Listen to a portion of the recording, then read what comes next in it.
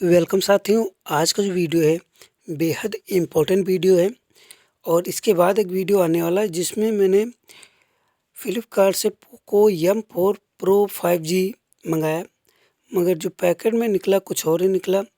उस पे भी चर्चा करेंगे और आप लोगों की क्या रिव्यू है कि रिफ़ंड मुझे कैसे मिलेगा, तो उस पे भी यहाँ पे आप लोग ज़रूर अपनी राय दें। तो आइए देख लेते हैं यहाँ पे जूनियर असिस्टेंट भर्ती 2019 के बारे में। यहाँ पे डिपार्टमेंट अलॉटमेंट की प्रक्रिया शुरू हो चुकी है और विभाग आवंटन का काम आयोग में सुचारू रूप से चल भी रहा है। अब कितना टाइम यहाँ पे लगेगा, मैं यहाँ पे वही चीज़ें डिस्कस करूँगा।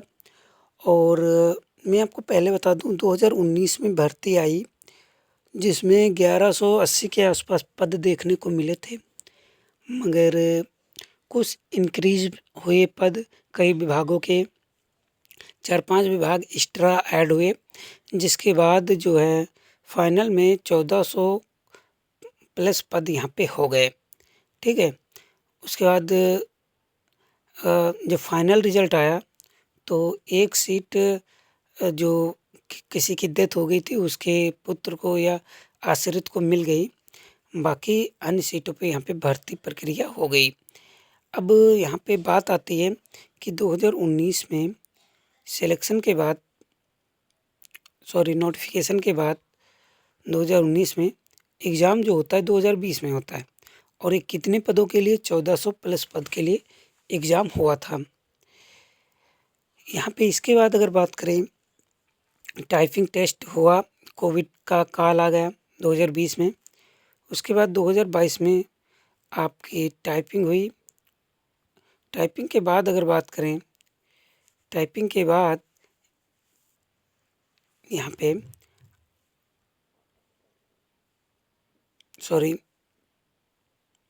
2021 में ही टाइपिंग हो गई और रिज़ल्ट इसका जो आता है टाइपिंग के बाद डॉक्यूमेंट वेरिफिकेशन के लिए, जो कि 22 में डॉक्यूमेंट वेरिफिकेशन के लिए कैंडिडेट को बुलाया जाता है। अब सोच लीजिए जून 2021 में टाइपिंग हुई थी, उसके बाद 2022 में डीवी होती है और अक्टूबर 2022 में 3 अक्टूबर को रिज़ल्ट रिलीज़ हो जाता है। कितना टाइम ले रहे हैं, ठीक है, 2 महीने केवल एक स्टेप पूरा करने में लगा रहे हैं। 2 साल मान के चलिए, 2021 में ही इनको रिज़ल्ट दे देना चाहिए था, मगर लेट लतीफ़ी चल रही है और एक भर्ती में 5-5 साल लिए जा रहे हैं, जो कि वाकई निराशाजनक है। मगर यहाँ पे 2016 वालों का डिपार्टमेंट अलॉटमेंट 3 जनवरी 2023 को हो गया। उसके बाद कैंडिडेट बहुत ही खुश हो गए, क्योंकि सभी कैंडिडेट जो लोग सिलेक्ट थे वो निराश थे। कोई भी कैंडिडेट खुश नहीं था, क्योंकि कोई यादव जी हैं, उन्होंने रिट याचिका डाली हुई है हाई कोर्ट में, इलाहाबाद हाई कोर्ट में, जिसकी वजह से कैंडिडेट परेशान है कि हो सकता भर्ती रद्द ना हो।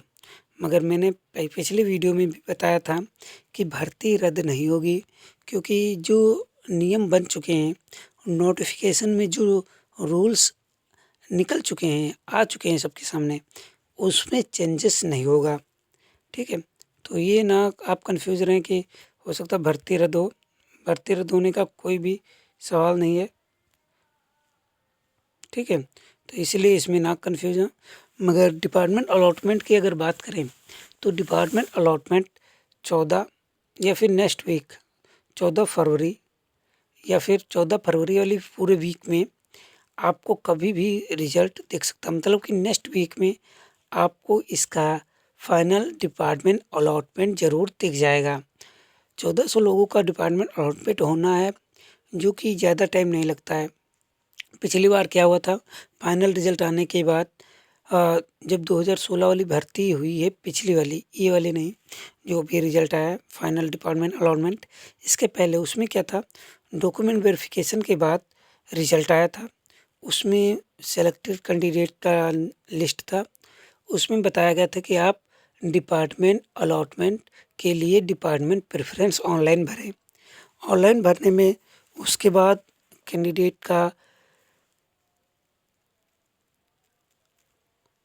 डिपार्टमेंट अलॉटमेंट फिल किया गया और मात्र 1 महीने में, जी हाँ, 1 महीने में उनका डिपार्टमेंट अलॉटमेंट हो गया। मगर इस बार आप देखे हैं कि अक्टूबर, नवंबर, दिसंबर, जनवरी और फरवरी टोटल 5 महीने हो रहे हैं और अभी तक डिपार्टमेंट अलॉटमेंट नहीं हुआ है। तो डिपार्टमेंट अलॉटमेंट का काम शुरू हो चुका है और नेक्स्ट वीक में आपको डिपार्टमेंट अलॉटमेंट हो जाएगा।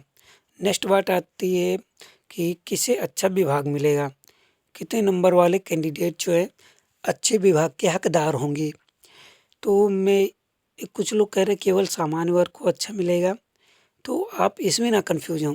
कोई भी सीट होते हैं, वैकेंसी होती हैं, मान लीजिए लोक निर्माण विभाग में आपकी सीटें 100, जिसमें कि 40 हो जाएंगी ओबीसी की, सॉरी यूआर की, और 27 हो जाएंगी ओबीसी की, 10 हो जाएंगी ईडब्ल्यूएस की, और एससी की 17 हो जाएंगी, और 7.5 जो है 17.5 एससी की, 7.5 एसटी की हो जाएंगी। तो टोटल आप अगर कैलकुलेट करेंगे 37, 17, तो यहाँ पे 100 निकल के आएगा। ठीक है, 100 यहाँ पे निकल के आएगा जाएगा। आप देख लीजिए 17 + 7.5 25 हो गया, 25 यहाँ हो गया, 10 35 हो गया, 35 और 27, 35 27, 35 27 2 5 62 हो गया। ठीक है, यहाँ पे थोड़ा 25% होगा। ठीक है, इस तरीके से आप देख सकते हैं। बाकी इसमें कुछ पॉइंट में दिक्कत हो गई, मगर टोटल कैलकुलेशन जो है 100 सीट के हिसाब से अगर देखें तो इसी तरीके से कैटेगराइज होता है। ठीक है, तो इस तरीके से कैटेगरी वाइज आपको भी पता है। मैंने थोड़ा ज़्यादा यहाँ पे यूआर का बता दिया, जो कि 40 नहीं कुछ कम हो गया है। ठीक है, इसलिए यहाँ पे दिक्कत हुई, मगर जो सीटें हैं इसी तरीके से बटेंगी। मान लीजिए ओबीसी के कैंडिडेट जो कि जनरल में क्वालिफाई है, तो क्या उसको जनरल वालों के हिसाब से सीट मिलेगी या फिर ओबीसी वालों की? चांसेस यही हैं कि ओबीसी वाला कैंडिडेट जो ओबीसी में क्वालिफाई हुआ है उसको ओबीसी के हिसाब से सीट मिलेगी, और अगर जनरल में क्वालिफाई हुआ है तब भी उसको ओबीसी के हिसाब से ही सीट मिलने की के चांसेस हैं। ठीक है, अगर रूल कोई चेंज होता है तो हो सकता है ओबीसी में जितने कैंडिडेट हैं उनको ही उसमें सीट मिले, और सामान्य वर्ग को में जो कैंडिडेट क्वालिफाई हुई है उनको उसी में सीट मिले। तो ये ज़रूर हो सकता है, मगर जो सीट मिल सकती है वो मान के चलिए जितनी कट ऑफ है उससे 2 नंबर ऊपर वाले जो हैं उनको टॉप 3 में, आपको टॉप 3 या 4 मान के चलिए, जो भी आपने प्रेफरेंस रखे हुए हैं उसमें आपको ज़रूर सीट मिल जाएगी। ठीक है, तो इतना ज़रूर ध्यान रखिए, अगर 2 नंबर, केवल 2 नंबर एक्स्ट्रा हैं, 2 नंबर अतिरिक्त वाले आराम से अपना अच्छा विभाग पा जाएंगे। और बात आती है यहाँ पे विभाग मिलने के बाद क्या प्रक्रिया होगी। तो विभाग मिलने के बाद अब कुछ ज़्यादा प्रक्रिया नहीं होती है।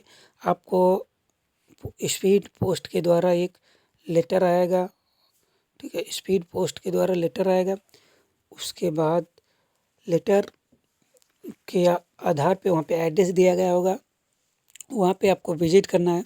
सब ज़रूरी डॉक्यूमेंट लेके जाना है, और उसमें क्या क्या लिखा होता है सब लेके जाना। आपको राजपत्रित अधिकारी से भी अटेस्टेड करा के ले जाना है, और कई तरीके से अटेस्टेड करना है। वो मैं आपको जब लेटर रिसीव होता है मैं आपको ज़रूर बता दूंगा।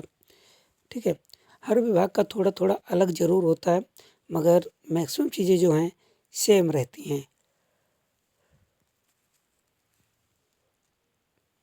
आपने जिस कॉलेज से या फिर स्कूल से आपने लास्ट क्लास लिया या फिर लास्ट डिग्री या फिर लास्ट क्लास उत्तीर्ण की है, तो वहाँ से चरित्र प्रमाण पत्र भी बनवाना होता है। आपको भी लगेगा। तो इस तरीके से मैंने आपको सभी इन्फॉर्मेटिव चीज़ें बता दी हैं। मुझे लगता है कि अब कोई कन्फ्यूज़न नहीं रहा होगा। तो मिलते हैं नेक्स्ट वीडियो में कुछ ज़रूरी बातों के साथ।